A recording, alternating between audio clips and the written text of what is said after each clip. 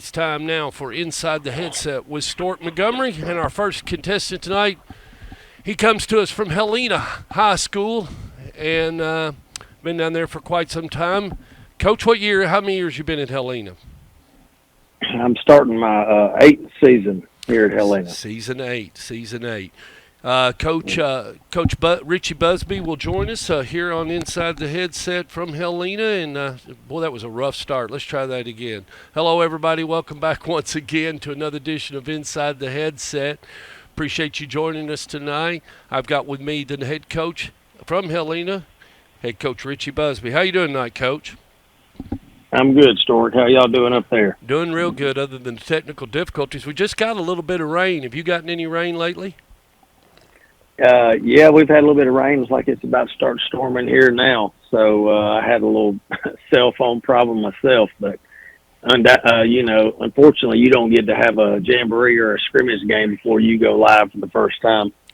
We could have. I could have gone out last Friday night. In fact, a friend of mine purchased a pontoon boat, and we did that instead. So I helped him out with his pontoon boat. But you're back in it. You said your 8th season here at Helena, and you're going to play Ironman football. You're not playing Friday night, which means you're going to go straight through. But where does this put you at, Coach? Well, we played our jamboree last Friday night against Leeds, and it's been our 6th year to play them, and they're usually a quarterfinal, semifinal team in 5A, which is one class below us, but real good athletes, very well coached, big up front on both sides of the ball, so it kind of gives us a gauge of where we're at. We tied them 21-21, started 14 kids of our 22 starters that had never started a varsity football game, so we're really young up front on both sides of the ball. We could return one offensive lineman. So, it was a good thing. Found out a little bit about ourselves. And the good thing about it is we had this week and then we got next week to try to fix some of the alignment errors and assignment situations that we had. So it was really good that it worked out that we had an off week this week going into next week. Can you do a silver and blue game against yourself? Can you do that this Friday, or is that illegal? We could. But it would just be in practice. But the majority of this week has really been about we had so many mistakes that we needed to work on and correct in so many phases of the game, and it was a physical scrimmage, and obviously coming out of fall camp, we'd been real physical there, so. Hadn't done a whole lot of beating and banging on one another, more just assignment and alignment. And then next week, or start Sunday, we'll get back into our game week routine, get ready to play McAdory. Yeah, and of course, McAdory, everybody, if you don't know, that's where Bo Jackson played high school football, right? That's correct. Yeah, and of course, Bo won't be on that side of the ball, thank goodness. But always a tough team, and we'll talk about them next week. When you start talking about correcting mistakes with a young football team, and is it going back to the repetitive drills? Do we work on where your hands are? Do we show them on video? Is it a combination of everything? Yeah, just a lot of film work this week. The majority of our issues has been obviously for a jamboree like that. We don't spend a whole lot of time game planning. Yeah. So some of that stuff is expected, but in base formations with a tight end and things like that, we had so many alignment errors.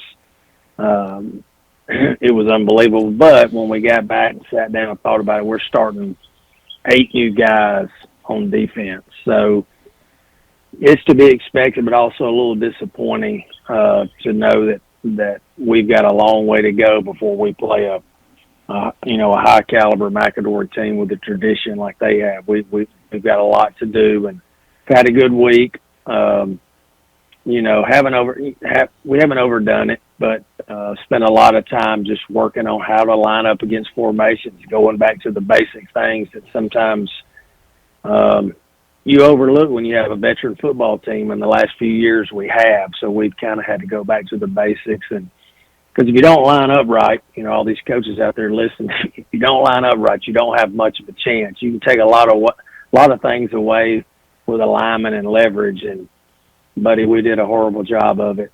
Friday night. Offensively, I felt like we've got a chance to be pretty good offensively. We got some players coming back on that side of the ball, but just so much youth everywhere, and you're got 3 sophomores on. We're starting 1 senior on defense as of right now. So anytime you do that at the level we play at here, it's going to be tough. Well, and even the old drill where you break the huddle and everybody comes to the line, then everybody stops and you say, everybody look at their feet. Look at the separation and the gaps and the difference.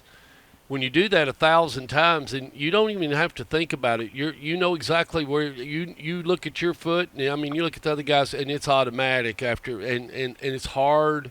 People think it's really simple. It's hard to teach, to get everybody, a young kid, and then teach him all the other things you just taught him. Get your hands right. Where's your leverage? You can't hit a man like that. You got to, and teaching somebody, don't wait on him. You're going to have to go toward him. You're a lot better going toward him versus trying to wait on somebody to come hit you, because if you have to break down, there's a lot of science to it, isn't there, Coach? Well, and in every first day practice of every year, the first thing you start out with is stance and alignment. Well, there's a reason you start out with that, because it's very, very important. And when you can't line up right, you can be a really good football team. But if you can't line up properly to certain sets defensively against what they're showing offensively, you're in trouble. And with all the offenses motion and shifting these days, if you can't line up to a base set, you're going to have a hard time being successful.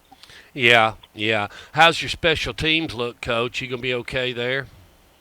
Well, that's another area. We lost our kicker who signed with Troy, and he handled all 3 kicking duties for us. Ooh. So, got a couple freshman guys that are trying to take over those roles, and then Have we got a competition going on? You're telling me in the kicking game? Yeah, I guess you'd call it a competition, but right now it's when you lose a kid that kicked for you for 4 years and punted, kickoff, field goals, and signs with a program like Troy, you're bound to go backwards a little bit in that area. So his little brother is actually kicking for us, but we got a long way to go in that area as well. So it's just a very young football team. I know a lot of coaches say that every year, but in my 8 years, we haven't had to deal with anything like this. We have some good young talent, but it's hard for a 9th and 10th grader to play at any level. They don't really, it's just hard for them to do what it takes to play 4 quarters of varsity football. Especially in Alabama. I mean, we're not talking. Well, anywhere, but yeah. I don't know that ours is any better than anywhere else, but the South, any freshman, if a freshman's playing high school football as a starter, they're an exceptional player.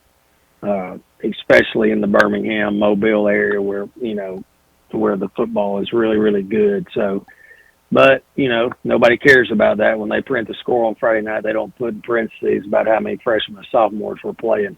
No, they don't. Your non-conference, you got Moody, Oxford, and Tarrant. Am I correct? We've got McAdory, Moody, Oxford, and Tarrant. That's correct. Okay, yeah, right. Besides the McAdory game, and right. And still, I mean, with your region games and your non-conference game, none of them are. I mean, this isn't going to be easy schedule. I mean, you have no breaks in between. I mean, you're off this Friday, so that's your off. So, and you're really not off because the coaching staff will be out recruiting McAdory, so you'll be watching them play. They play. Are they in action Friday?